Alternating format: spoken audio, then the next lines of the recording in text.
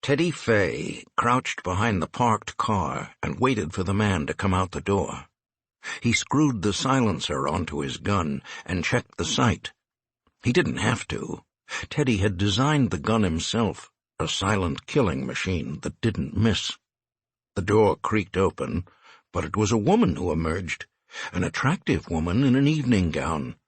She came down the steps and walked off down the street. The door opened again. This time it was his quarry, the young man he'd seen in the window above. He came down the front steps, unaware of any danger. Teddy stepped up behind him and placed the muzzle of the silenced gun against his neck. The man froze, young, handsome, clueless. He murmured, "Wait." 3 shots rang out. Teddy's body jackknifed away. A river of crimson gushed from his chest. His gun, unfired, wavered and fell away from his target. He slumped to the pavement, his eyes registering shock and pain. A young woman stepped out of the shadows. She had a gun in her hand. A myriad of emotions registered on her face, from grim resolution to blessed relief, coupled with an overwhelming loss of innocence.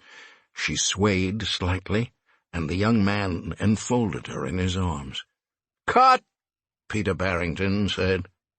After checking with camera and sound, he added, "And that's a print. Okay, let's get him cleaned up. We're going again." The crew began resetting the scene. A gopher and a second assistant director helped Teddy to his feet. Peter conferred with his actors. "Excellent, Tessa. I never get tired of seeing you shoot him." "Thanks a bunch," Teddy said. Peter turned to the young man Teddy was going to shoot. "Brad, wonderful work, but the line is, please, not wait."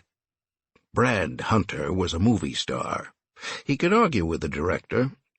"I just can't see Devon saying please." "I hear what you're saying, but we still need to see the fear, a split second. That cold, icy panic that surges through your veins as you know this is it. Your fans will still love you. They won't think you a coward. They'll think you're a great actor. Plus, they'll love the character who masters his fear and is brave in the face of death. Trust me on this." Peter always gave Teddy notes, too, so Brad wouldn't think he was picking on him. "Nice job," Peter told him, "but I can't help feeling like you're waiting to be shot." "I am," Teddy said. "If I were doing it, I'd have stepped up and shot him in the head. He wouldn't have had time to say please." "Yes, but you're not you. You're Leonard Kirk, a cold-blooded killer and a dangerous man, but not infallible. The type of man who might make a mistake through arrogance. He wants to hear his victims say please." Teddy grinned. "You couldn't just rewrite the script and let me shoot Brad? It might change the plot a little." Peter Barrington was shooting a scene from his new film, Desperation at Dawn, on location on the streets of L.A.